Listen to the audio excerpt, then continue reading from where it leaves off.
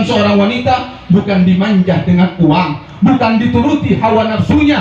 Nabi yang mengatakan, la yu'minu, tidak beriman ahadukum, salah seorang dari kalian semuanya, hatta hawahu taba'an lima jitu bih, sampai hawa nafsunya, pangaterona, keinginannya mengikuti keinginan Muhammad sallallahu alaihi wasallam. Apa artinya? Hai kaum wanita, ketika Anda ingin berdandan, ketika Anda ingin berpakaian, bukan menurut selera Anda. Hai para suami, lihat, sudahkah pakaiannya sesuai dengan syariat Nabi? Kalau tidak, Anda diam sebagai seorang suami. Ini adalah calon suami, bukan calon suami, suami baru di sini. Ingat, sekarang Anda sudah bertanggung jawab. Ketika istri Anda keluar rumah tanpa menutup jilbab, dia buka auratnya, tidak ditegur, tidak dikasih tahu, dibiarkan, dia ridho dengan suami istri yang membuka aurat. Hai bapak-bapak, hai para suami, satu langkah dari langkah seorang istri, satu rumah bagi suami di neraka jahanam. Bisa bayangkan kalau seorang istri keluar dari rumahnya menuju ke pasar, pulang pergi 500 langkah, maka berarti seorang suami memiliki perumahan di neraka jahanam, yaitu 500 rumah. Naudzubillah, summa naudzubillah. Dan juga di sini saya ingatkan kepada seorang wanita atau seorang istri siapapun, yang lama maupun yang baru, ingat, sebagai seorang istri jaga 3M. Apa 3M? Yang pertama, jangan meminta di luar kemampuan suami. Bu, ini bu, jangan meminta di luar kemampuan seorang suami. Kenapa? Nabi yang mengatakan ciri-ciri wanita penghuni neraka jahanam, siapa itu? Imra'atun takallafa zaujaha ma la yuti, yaitu seorang wanita, seorang istri yang memaksa kepada suaminya di luar kemampuannya, dan itulah orang yang penghuni daripada neraka jahanam. Intinya bu, jangan maksa minta kepada suami, lihat kemampuan suaminya. Yang kedua, jangan mengomel, jangan mengeluh. Yang kedua, jangan mengomel, jangan mengeluh.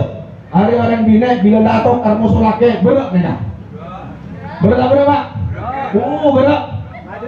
Kiai hak menjeramah paling habis cacok. Bunyai bila ceramah kalau hari kalau malam tak mare.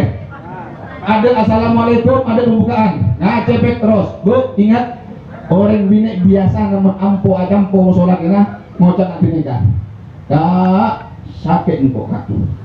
Tadi ya, itu dah sebetulnya kak. Engkau ya kaya sampai nikah mulai kabin sampai makin tak pernah maseneng kok kak. Tak pernah maseneng sekali manyake malolo. Arwah orang bina selecek. Makanya tebu Nabi Muhammad, barang siapa wanita yang mengucapkan kepada istrinya, kepada suaminya, ma ra'aitu minka khairan qad, aku tidak pernah melihat kebaikan darimu, maka Allahu amalahu sab'ina sana, Allah akan menghanguskan daripada amal ibadahnya selama 70 tahun. Petong 10 tahun amalan sambian. Kenapa? Karena lecek. Coba saya ngocak kak sampean tak pernah masalah sing pokak anak pampak. Anak pampak ruang oleh nasenang napa orang tengah. Harus diperhatikan di sini. Yang ketiga, jangan menolak. Yang ketiga, jangan menolak. Maaf, ini syariat, saya harus jelaskan di sini. Banyak orang bine bila yacet mau sholat dia ngocak leso kak, anu kak, ini kak, itu kak. Ini dalam hadis disebutkan, idza da'ar rajulu zaujatahu ila firashihi, man beda orang laki ngacet kabinena entar kakasor beneka tuku kasor mulai kasor kakasor. Jadi ingat hadisnya ini, ila firashihi fabat tandok leso lempo anu ini edu mongkor saya fabata wadbanan lakena tedung tak nyaman tedung lakena tedung tak nyethe atena sake pekal la'anat hal malaikatu hatta tusbih, dilaknat oleh malaikat sampai pagi hari. Ini yang harus diperhatikan. Suami harus memuliakan seorang istri, istri juga harus memuliakan seorang suami. Di sini yang ingin saya garis bawahi, dari hikmah pernikahan ini, insya Allah kalau hikmah pernikahan tidak akan pernah habis dibahas. Cuma satu yang banyak dilupakan oleh sekalian manusia ketika melangsungkan pernikahan. Siapa yang dilupakan? Orang tua. Banyak ketika pernikahan lupa kepada orang tuanya. Kita lihat sekarang ini semuanya terjadi dan lain sebagai undangan. Siapa sepal tapepal membenih orang tua? Siapa yang sampai tang membenih orang tua? Ini harus diperhatikan. Ternyata setelah menikah banyak suami-suami melupakan kepada ibunya. Ingat sahabat Alqamah, sahabat Nabi, murid Nabi, bertemu dengan Nabi, kumpul dengan Nabi, ahli zikir, ahli ibadah. Tapi apa yang terjadi ketika sakaratul maut, ketika menjelang wafatnya, Alqamah tidak bisa menyebut la ilaha illallah Muhammadur Rasulullah. Ditanya, akhirnya Rasulullah memerintahkan Bilal untuk mentalkin. Ternyata setelah ditalkin oleh Bilal, Alqamah tidak bisa mengucap la ilaha illallah. Padahal la ilaha illallah tadi ini setiap hari diucapkan oleh Alqamah. Lalu ketika Bilal menyampaikan kepada Rasul, Rasul mengatakan, ya Bilal, coba kau cari apakah ibunya masih hidup. Ya Rasulullah, ibunya masih hidup. Panggil dia. Ketika ibunya dipanggil, ditanya, wahai ibu, ada apa dengan Alqamah ini sehingga dia tidak bisa mengucapkan la ilaha illallah Muhammad Rasulullah? Dikatakan, ya Rasulullah, aku sakit hati dengan anakku. Aku sakit hati dengan anakku. Kenapa? Dulu sebelum dia menikah, dia selalu melayaniku, dia selalu mengutamakanku.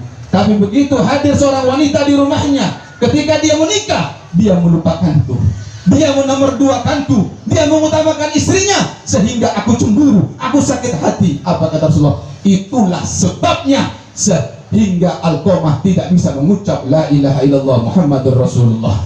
Lalu Rasulullah untuk mengambil kayu bakar untuk membakar Alqamah. Maka yang namanya ibu kandung tidak mungkin tega anaknya dibakar. Dia mengatakan, ya Rasulullah, kalau kau bakar anakku, maka saat ini juga aku maafkan, aku ridho kepadanya. Maka Bilal masuk ke dalam, ternyata Alqamah mengucapkan la ilaha illallah Muhammadur Rasulullah dan meninggal dalam keadaan husnul khatimah. Lalu apa yang terjadi di sini, ma'asyiral hadirin? Nabi perintahkan untuk dikafani, dimandikan dan disolati. Selesai semuanya, maka dikuburkan. Selesai dikuburkan, Nabi masih berdiri di kuburnya. Dia mengatakan, ya ma'asyiral ashab, wahai sekalian sahabat-sahabatku, perhatikan baik-baik kata Nabi, man faddala zaujatahu ala ummihi, barang siapa yang mengutamakan istrinya daripada ibunya, la'anallahu al-malaika, Allah akan melaknat, la'anallahu al-malaika wan nas ajma'in, dan seluruh penduduk bumi akan melaknatnya. Orang yang mengutamakan istrinya dari ibunya, maka akan dilaknat oleh Allah, dilaknat oleh malaikat, dan dilaknat oleh seluruh manusia sampai ibunya ridho kembali. Kita lihat sekarang, ayo, maaf, ini fenomena, ini berdasarkan survei. 80% orang laki takok kabinet. 80%. Berapa banyak seorang suami yang ingin memberikan uang kepada ibunya, ngetak dari binena. Bila larang mosor binena, nang burung saya beri ke emak nah. Bila lencelana, ayo dek lencelana dek sampai emak kau. Banyak terjadi sekarang. Hati-hati. Ibu, orang tua, ridallah fi ridal walidain, wa suhtullah fi suhtil walidain. Jadi ini, tolong bagi seorang suami tadi ini, hendaknya jangan pernah engkau lupakan ibumu. Ingat, wahai seorang istri di sini, bahwasanya engkau adalah milik suamimu, suami adalah milik orang tuanya.